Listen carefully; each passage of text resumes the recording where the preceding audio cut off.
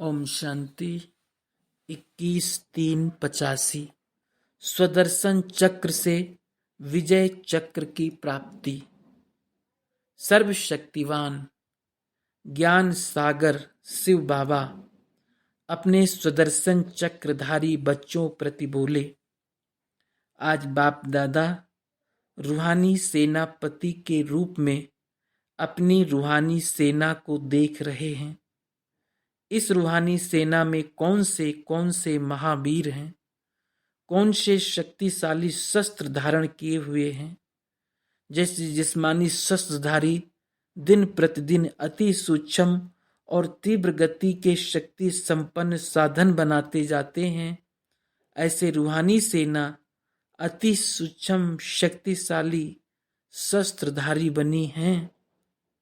जैसे विनाशकारी आत्माओं ने एक स्थान पर बैठे हुए कितने माइल दूर विनाशकारी रेजिज द्वारा विनाश कराने के लिए साधन बना लिए हैं, वहां जाने की भी आवश्यकता नहीं, दूर बैठे निशाना लगा सकते हैं।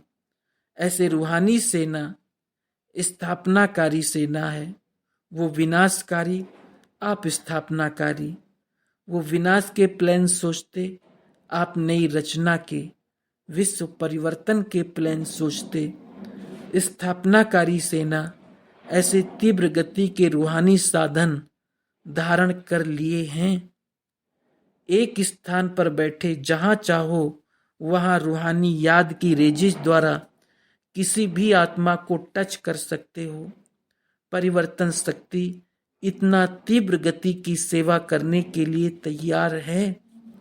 नॉलेज अर्थात शक्ति सभी को प्राप्त हो रही है ना। नॉलेज की शक्ति द्वारा ऐसे शक्तिशाली शस्त्रधारी बने हो, महावीर बने हो व वीर बने हो। विजय का चक्र प्राप्त कर लिया है। जिस्मानी सेना को अनेक प्रकार के चक्कर इनाम में मिलते हैं। आप सभी को सफलता का इनाम विजय चक्र मिला है। विजय प्राप्त हुई पड़ी है। ऐसे निश्चय बुद्धि महावीर आत्माएं विजय चक्र के अधिकारी हैं। बाप दादा देख रहे थे कि किसको विजय चक्र प्राप्त है। स्वदर्शन चक्र से विजय चक्र प्राप्त करते हो तो सभी शस्त्रधारी बने हो।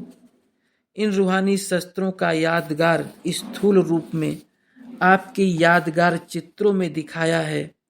देवियों के चित्रों में शस्त्रधारी दिखाते हैं, पांडवों को भी शस्त्रधारी दिखाते हैं। ये रूहानी शस्त्र अर्थात रूहानी शक्तियां स्थूल शस्त्र रूप में दिखा दी है। वास्तव में सभी बच्चों को बाप दादा द्वारा एक ही समय एक जैसी नॉलेज की शक्ति प्राप्त होती है। अलग अलग नॉलेज नहीं देते, फिर भी नंबरवार क्यों बनते हैं। बाप दादा ने कभी किसी को अलग पढ़ाया है क्या? इकट्ठा ही पढ़ाई पढ़ाते हैं ना। सभी को एक ही पढ़ाई पढ़ाते हैं ना, कि किसी ग्रुप को कोई पढ़ाई पढ़ाते, किसी को कोई। यहाँ 6 मास का गार्डली स्टूडेंट हो या 50 वर्ष का हो, एक ही क्लास में बैठते हैं, अलग अलग बैठते हैं क्या? बाप दादा एक ही समय पर एक पढ़ाई सभी को इकट्ठा ही पढ़ाता है।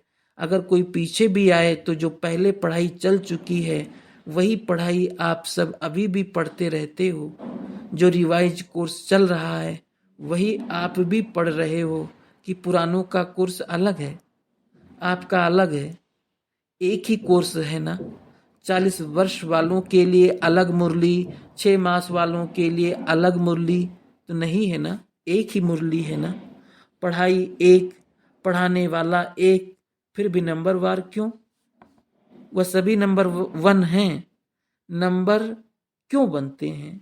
क्योंकि पढ़ाई भले सब पढ़ते, लेकिन पढ़ाई की अर्थात ज्ञान की एक एक बात को शस्त्र व शक्ति के रूप में धारण करना, ज्ञान की बात को पॉइंट के रूप में धारण करना, इसमें अंतर हो जाता है। कोई सुनकर सिर्फ पॉइंट्स के रूप में बुद्धि में धारण करते हैं और उन धारण की हुई पॉइंट्स का वर्णन भी बहुत अच्छा करते हैं। भाषण करने में, कोर्स देने में मेजॉरिटी होशियार हैं, बाप दादा भी बच्चों के भाषण व कोर्स कराना देख खुश होते हैं। कई बच्चे तो बाप दादा से भी अच्छा भाषण करते हैं, पॉइंट्स भी बहुत अच्छी वर्णन करते हैं, लेकिन अंतर ये है ज्ञान के पॉइंट्स के रूप में धारण करना और ज्ञान की एक एक बात को शक्ति के रूप में धारण करना, इसमें अंतर पड़ जाता है। जैसे ड्रामा की पॉइंट उठाओ, ये बहुत बड़ा विजय प्राप्त करने का शक्तिशाली शस्त्र है। जिसको ड्रामा के ज्ञान की शक्ति प्रैक्टिकल जीवन में धारण है, वो कभी भी हलचल में नहीं आ सकता। सदा एक रस अचल अडोल बनने और बनाने की विशेष शक्ति ये ड्रामा की पॉइंट है। शक्ति के रूप में धारण करने वाला कभी भी हार नहीं खा सकता, लेकिन जो सिर्फ पॉइंट के रूप में धारण करते हैं वो क्या करते हैं, ड्रामा की पॉइंट वर्णन भी करेंगे, हलचल में भी आ रहे हैं और ड्रामा की पॉइंट भी बोल रहे हैं। कभी कभी आंखों से आंसू भी बहाते जाते हैं, पता नहीं क्या होगा, पता नहीं क्या है, और ड्रामा की पॉइंट भी बोलते जाते हैं। हाँ, विजयी तो बनना ही है, हूँ तो विजयी रतन। ड्रामा याद है लेकिन पता नहीं क्या हो गया, तो इसको क्या कहेंगे? शक्ति रूप से, शस्त्र के रूप से धारण किया व सिर्फ पॉइंट के रूप से धारण किया। ऐसे ही आत्मा के प्रति भी कहेंगे, हूँ तो शक्तिशाली आत्मा, सर्वशक्तिवान की बच्ची हूँ, लेकिन ये बात बहुत बड़ी है। ऐसी बात कब हमने सोची नहीं थी। कहाँ मास्टर सर्वशक्तिवान आत्मा और कहाँ ये बोल अच्छे लगते हैं, तो इसको क्या कहेंगे? तो एक आत्मा का पाठ, परम आत्मा का पाठ, ड्रामा का पाठ, 84 जन्मों का पाठ, कितने पाठ हैं? सभी को शक्ति अर्थात शस्त्र के रूप में धारण करना अर्थात विजयी बनना। सिर्फ पॉइंट की रीति से धारण करना तो कभी पॉइंट काम करती भी है, कभी नहीं करती। फिर भी पॉइंट के रूप में भी धारण करने वाले सेवा में बिजी होने के कारण और पॉइंट्स का बार बार वर्णन करने के कारण माया से सेफ रहते हैं। लेकिन जब कोई परिस्थिति व माया का रॉयल रूप सामने आता है तो सदा विजयी नहीं बन सकते। वही पॉइंट्स वर्णन करते रहेंगे, लेकिन शक्ति ना होने के कारण सदा माया जीत नहीं बन सकते। तो समझा नंबर वार क्यों बनते हैं? अब ये चेक करो कि हर ज्ञान की पॉइंट शक्ति रूप से शस्त्र के रूप में धारण की। सिर्फ ज्ञानवान बने हो, शक्तिशाली भी बने हो। सिर्फ ज्ञानवान बने हो व शक्तिशाली भी बने हो। नॉलेजफुल के साथ पावरफुल भी बने हो व सिर्फ नॉलेजफुल बने हो। यथार्थ नॉलेज लाइट और माइट का स्वरूप है, उसी रूप से धारण किया है।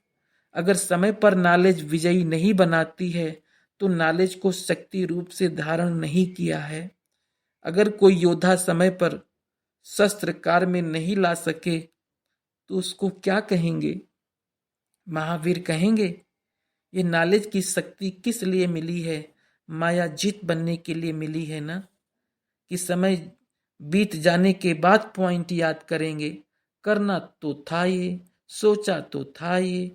तो ये चेक करो अभी फोर्स का कोर्स कहाँ तक किया है। कोर्स कराने के लिए सब तैयार हो ना? ऐसा है जो कोई कोर्स नहीं करा सकता? सभी करा सकते हैं ना, और बहुत प्यार से अच्छे रूप से कोर्स कराते हो। बाप दादा देखते हैं कि बहुत प्यार से अथक बन करके लगन से करते और कराते हो। बहुत अच्छे प्रोग्राम्स करते हो, तन मन धन सेवा में लगाते हो, तब तो इतनी वृद्धि हुई है। ये बहुत अच्छा करते हो, लेकिन अभी समय प्रमाण ये तो पास कर लिया, बचपन पूरा हुआ ना, अब युवा अवस्था में हो, वानप्रस्थ में हो, कहाँ तक पहुँचे हो। इस ग्रुप में मेजॉरिटी नए नए हैं, लेकिन विदेश सेवा के भी 11-12 वर्ष पूरे हुए ना, तो अभी बचपन नहीं, अभी युवा तक पहुँच गए हो। अब फोर्स का कोर्स करो और कराओ।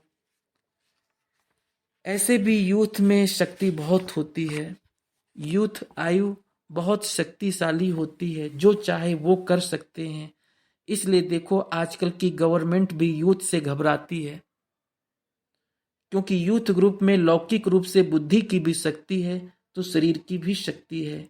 और यहाँ तोड़ फोड़ करने वाले नहीं, बनाने वाले हैं, वो जोश वाले हैं। और यहाँ शांत स्वरूप आत्माएं हैं, बिगड़ी को बनाने वाले हैं, सबके दुख दूर करने वाले हैं, वो दुख देने वाले हैं और आप दुख दूर करने वाले हो।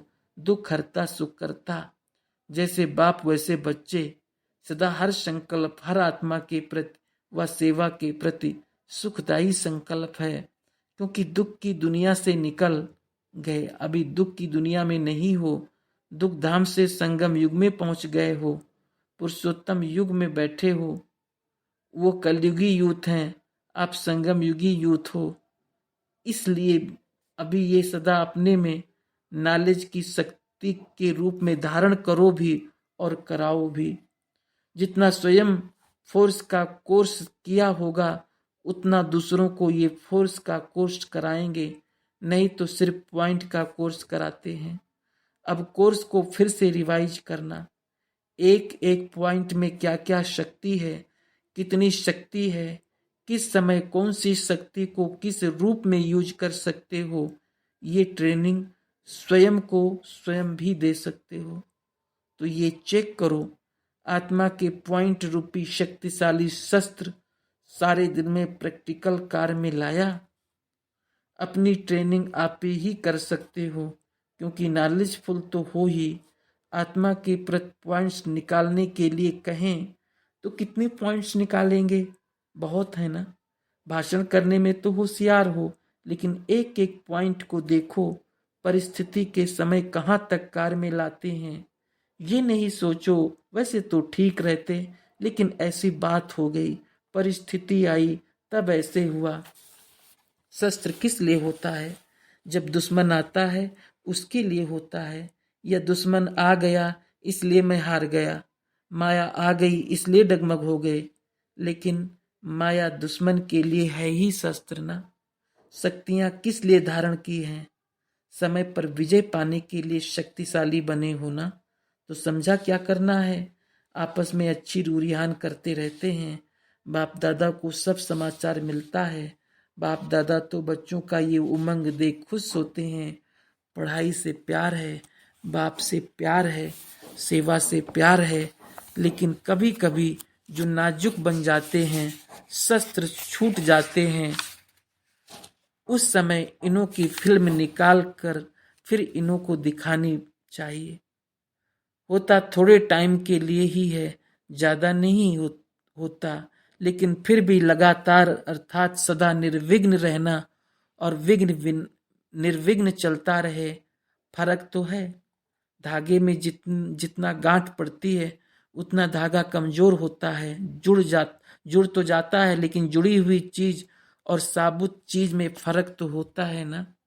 जुड़ वाली चीज अच्छी लगेगी, तो ये विघ्न आया फिर निर्विघ्न बने, फिर विघ्न आया टूटा जोड़ा, तो जोड़ा तो जोड़ तो हो गया ना। इसलिए भी इसका प्रभाव अवस्था पर पड़ता है।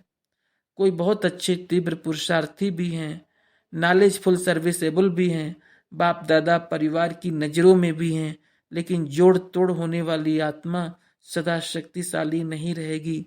छोटी छोटी बात पर उसको मेहनत करनी पड़ेगी। कभी सदा हल्के हर्षित खुशी में नाचने वाले होंगे, लेकिन ऐसे सदा नजर नहीं आएंगे। होंगे महारथी की लिस्ट में, लेकिन ऐसे संस्कार वाले कमजोर जरूर होते हैं। इसका कारण क्या होता है? ये तोड़ने जोड़ने के संस्कार उनको अंदर से कमजोर कर देते हैं। बाहर से कोई बात नहीं होगी, बहुत अच्छे दिखाई देंगे, इसलिए ये संस्कार कभी नहीं बनाना। ये नहीं सोचना माया आ गई, चल तो रहे हैं, सदा निर्विघ्न रहे, सदा हर्षित, सदा छत्र छाया में रहे वो। और ये जीवन में अंतर है ना। इसलिए बाप दादा कहते हैं, कोई कोई का जीवन पत्री का कागज बिल्कुल ही साफ है, कोई कोई का बीच बीच में दाग है। भले दाग मिटाते हैं, लेकिन वो भी दिखाई तो देते हैं ना। दाग हो ही नहीं, सिर्फ कागज, साफ कागज और दाग मिटाया हुआ कागज क्या अच्छा लगेगा। साफ कागज रखने का आधार बहुत सहज है। घबरा नहीं जाना कि ये तो बहुत बड़ा मुश्किल है, बहुत सहज है, क्योंकि समय समीप आ रहा है। समय को भी विशेष वरदान मिले हुए हैं। जितना जो पीछे आता है उसको समय प्रमाण एक्स्ट्रा लिफ्ट की गिफ्ट मिलती है। और अब तो अव्यक्त रूप का पार्ट ही है वरदानी पार्ट। तो समय की भी आपको मदद है, अव्यक्ति पार्ट की, अव्यक्ति सहयोग की भी मदद है, फास्ट गति का समय है, इसकी भी मदद है। पहले इन्वेंशन निकालने में समय लगा, अभी बना बनाया है, आप बने बनाए पर पहुंचे हो, ये भी वरदान कम नहीं है। जो पहले आए उन्होंने माखन निकाला, आप लोग माखन खाने पर पहुंचे हो, तो वरदानी होना। सिर्फ थोड़ा सा अटेंशन रखो, बाकी कोई बड़ी बात नहीं है। सभी प्रकार की मदद आपके साथ हैं। आप लोगों को महारथी निमित्त आत्माओं की जितनी पालना मिलती है उतनी पहले वालों को नहीं मिली। एक एक से कितनी मेहनत करते, कितना टाइम देते, पहले जनरल पालना मिली, लेकिन आप तो सिकिलधे बन पल रहे हो। पालना का रिटर्न भी देने वाले होना मुश्किल नहीं है। सिर्फ एक एक बात को शक्ति के रूप में यूज करने का अटेंशन रखो, समझा? अच्छा, सदा महावीर बन, विजय छत्रधारी बन, सदा ज्ञान की शक्ति को समय पर प्रमाण कार्य में लाने वाले, सदा अटल अचल अखंड स्थिति धारण करने वाली, सदा स्वयं को मास्टर सर्वशक्तिवान अनुभव करने वाली, ऐसी श्रेष्ठ सदा माया जीत विजयी बच्चों को बाप दादा का याद प्यार और नमस्ते। दादियों से अन्य रत्नों के हर कदम में स्वयं को तो पद्मों की कमाई है, लेकिन औरों को भी पद्मों की कमाई है। अन्य रत्न सदा ही हर कदम में आगे बढ़ते ही रहते हैं। अनादि चाबी मिली हुई है, ऑटोमेटिक चाबी है। निमित्त बनना अर्थात ऑटोमेटिक चाबी लगाना। अनन्य रत्नों को अनादि चाबी से आगे बढ़ना ही है। आप सबके हर संकल्प में सेवा भरी हुई है। एक निमित्त बनता है अनेक आत्माओं को उमंग उत्साह में लाने के लिए। मेहनत नहीं करनी पड़ती, लेकिन निमित्त को देखने से वो लहर फैल जाती है। जैसे एक दो को देखकर रंग लग जाता है ना, तो ये ऑटोमेटिक उमंग उत्साह की लहर औरों को भी उमंग उत्साह बढ़ाती है।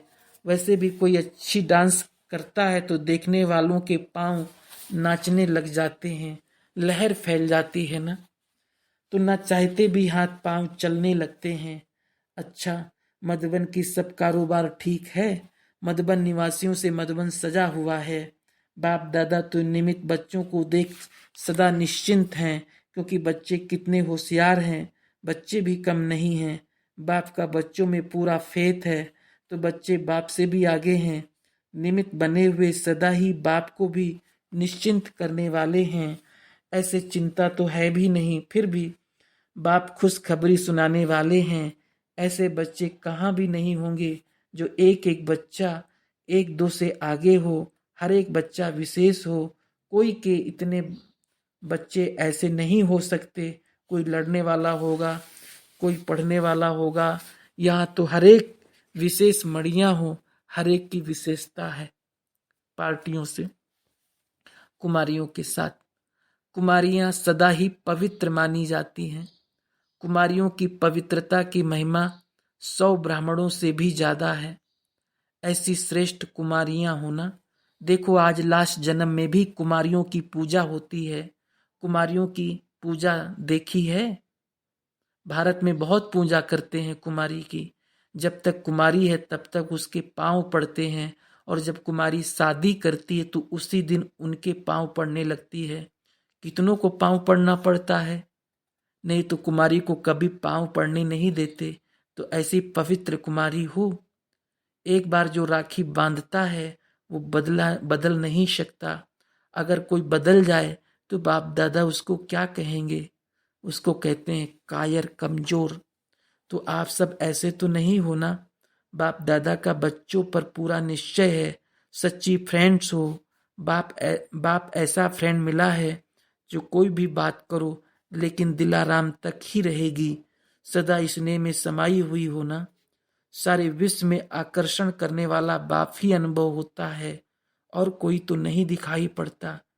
कोई ऐसी चीज अट्रैक्ट तो नहीं करती, कोई टीवी तो नहीं देखती हो, फिल्म तो नहीं देखती हो, अगर वो फिल्म देखी तो ये फिल्म खत्म।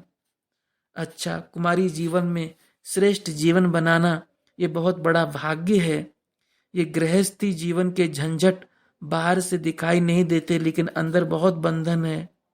बाहर से ऐसे दिखाई देते हैं जैसे ये बहुत खुश रहते हैं लेकिन अंदर बहुत बंधन है। इसलिए कुमारियां ऐसे बंधनों से बच गई। इसलिए खुशी में खूब नाचो। बाप दादा को बहुत खुशी होती है कि ये कुमारियां इस कुमारी जीवन में बच गई हैं। माताओं से अपनी महिमा को जानती हो? अगर माताएं नहीं होती तो बाप गौपाल नहीं कहलाता। माताओं के कारण ही गौपाल नाम पड़ा है। तो गौपाल की प्यारी हो, सदा मुरली पर नाचने वाली हो, मुरली से बहुत प्यार है, मुरली के बिना रह नहीं सकती। जिसका मुरली से प्यार है उसका मुरलीधर से भी प्यार है। जिसका मुरलीधर से प्यार है उसका सेवा से भी प्यार है। जो मुरली में मस्त रहते हैं उन्हें पुरानी दुनिया सहज ही भूल जाती है। जब सारी दुनिया सो रही है तब आप बच्चे मस्ती में मना रहे हो। अच्छा, माताओं में पढ़ाई का शौक अच्छा है, पढ़ाई के प्यार का सर्टिफिकेट अच्छा है। अच्छा, ओम शांति, ओम शांति।